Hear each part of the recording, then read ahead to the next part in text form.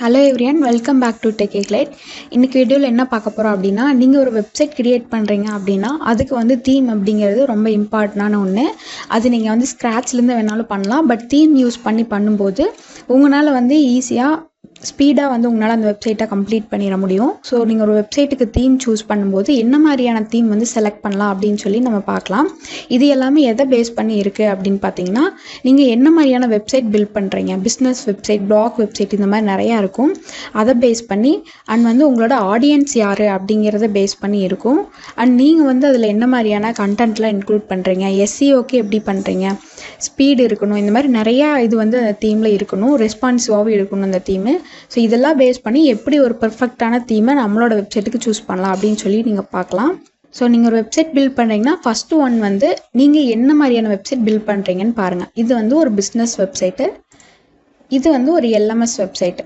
So first நீங்கள் என்ன மாதிரியான வெப்சைட் பில்ட் பண்ணுறீங்க அப்படிங்கிறத ஃபைன் பண்ணிக்கோங்க. செகண்ட் ஒன் பார்த்தீங்கன்னா அந்த வெப்சைட் டீமோட ஸ்பீடு வந்து எப்படி இருக்குது அப்படிங்கிறத நீங்கள் கண்டிப்பாக வந்து செக் பண்ணணும். இப்போ ஃபார் எக்ஸாம்பிளுக்கு நம்ம வந்து இப்போ ஒரு தீம் ஃபாரஸ்ட்டில் ஒரு தீம் வந்து போகிறோன்னு வைங்களேன். தீம் ஃபாரஸ்ட் அப்படின்னு சொல்லி கூகுளில் போடுங்க. இந்த மாதிரி வந்து வரும். இதில் போயிட்டு இங்கே பார்த்தீங்கன்னா WordPress தீம்ஸ் அப்படின்னு இருக்கும். இதை கிளிக் பண்ணிங்கன்னா WordPress ரிலேட்டடாக எல்லாமே வரும். இதில் ஏதோ ஒரு தீம், இப்போ நம்ம வந்து இகாமர்ஸ் போகிறோன்னு வைங்களா, இகாமர்ஸ் கிளிக் பண்ணிட்டோம். இதில் நிறையா தீம் வருது. இங்கே பார்த்தீங்கன்னா ஒவ்வொரு தீமுக்கும் லைவ் ப்ரிவியூ அப்படின்னு கொடுத்துருப்பாங்க. இந்த லைவ் ப்ரிவியூ அப்படிங்கிறது நீங்கள் கிளிக் பண்ணிங்கன்னா டெமோ பேஜுக்கு வந்து போகும். இதில் இந்த வெப்சைட்டோட ஸ்பீடு எப்படி இருக்குது அப்படிங்கிறத நீங்கள் செக் பண்ணுங்கள். அண்ட் ஆல்சோ ஸ்பீட் அப்படிங்கிறது இந்த தீமோட இதை மட்டும் டிபெண்ட் பண்ணியில்லை, உங்களோட ஹோஸ்டிங்கையும் டிபெண்ட் பண்ணியிருக்கோம். ஸோ உங்களோட ஹோஸ்டிங்கையும் நீங்கள் வந்து பெட்டராக ஒரு நல்ல பிளான் யூஸ் பண்ணி ஹோஸ்ட் பண்ணிக்கோங்க. ஸோ இந்த மாதிரி இந்த தீமோட ஸ்பீடையும் வந்து செக் பண்ணிக்கோங்க, பெர்ஃபார்மன்ஸும் செக் பண்ணிக்கோங்க.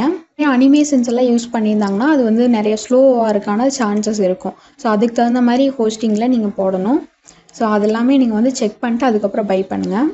நெக்ஸ்ட் ஒன் பார்த்தீங்கன்னா கஸ்டமைசேஷன் ஆப்ஷன். இப்போ நான் உட்மார்ட் அப்படிங்கிற ஒரு தீம் நான் எடுத்துக்கிறேன் அப்படின்னா இந்த தீம்குள்ளே நீங்கள் வந்துடுங்க. இது வந்து நான் தீம் ஃபாரஸ்ட்டில் சொல்கிறேன். இப்போ இந்த இதுக்குள்ளே வந்தீங்க அப்படின்னா இந்த இடத்துல பார்த்தீங்கன்னா ரைட் சைடில் உங்களுக்கு கம்பேட்டிபிள் வித் அப்படின்னு சொல்லி போட்டு என்னென்னலாம் சப்போர்ட் ஆகும், என்னென்ன பேஜ் பில்டரில் சப்போர்ட் ஆகுன்னு சொல்லி போட்டிருப்பாங்க. இங்கே பார்த்தீங்கன்னா எலமெண்டர் சப்போர்ட் ஆகுது, எலமெண்டர் ப்ரோக்கு சப்போர்ட் ஆகுது, WP பேக்கரி பேஜ் பில்டருக்கு சப்போர்ட் ஆகுது.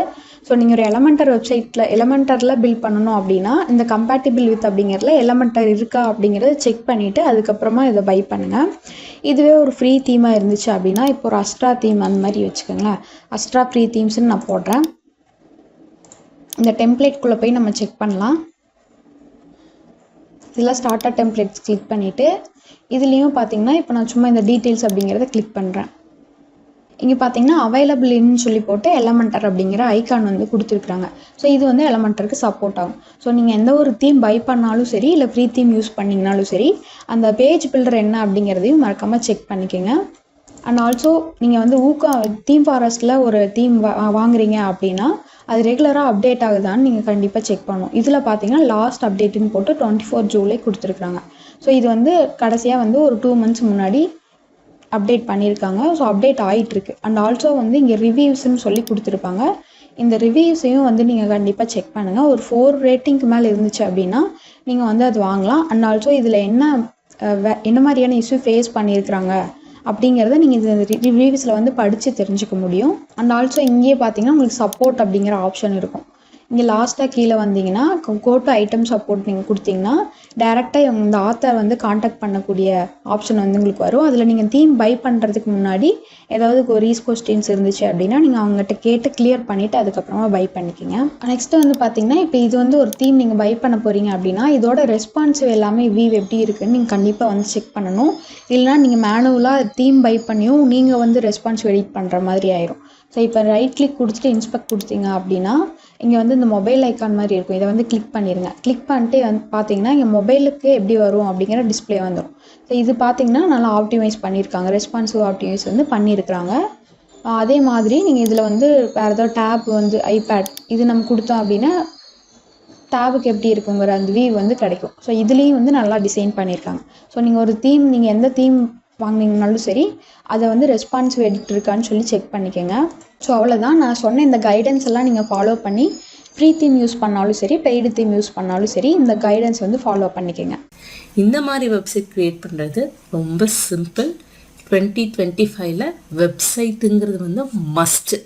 எல்லா பிஸ்னஸும் கண்டிப்பாக வெப்சைட் வச்சுருக்கணும். ஃப்ரீலான்சருக்கான ஸ்கோப் ரொம்ப ஜாஸ்தியாக இருக்குது. வேர்ட்ப்ரெஸ் டெவலப்பர் வேணும் அப்படின்னு சொல்லி நிறையா பிஸ்னஸ் ஹையர் பண்ண ஆரம்பிக்கிறாங்க. ஸோ வேர்ட்ப்ரெஸ்ஸை டீட்டெயிலாக கற்றுக்கிட்டு உங்கள் கெரியரை குயிக்காக ஸ்டார்ட் பண்ணணும் அப்படின்னா டிஸ்கிரிப்ஷனில் இருக்கக்கூடிய எங்கள் வெபினார் அட்டென்ட் பண்ணி எங்கள் கோர்ஸ் ஜாயின் பண்ணுங்கள். See you inside the course. Like பண்ணுங்கள், ஷேர் பண்ணுங்கள், சப்ஸ்கிரைப் பண்ணுங்கள். Stay tuned with Tech Ignite.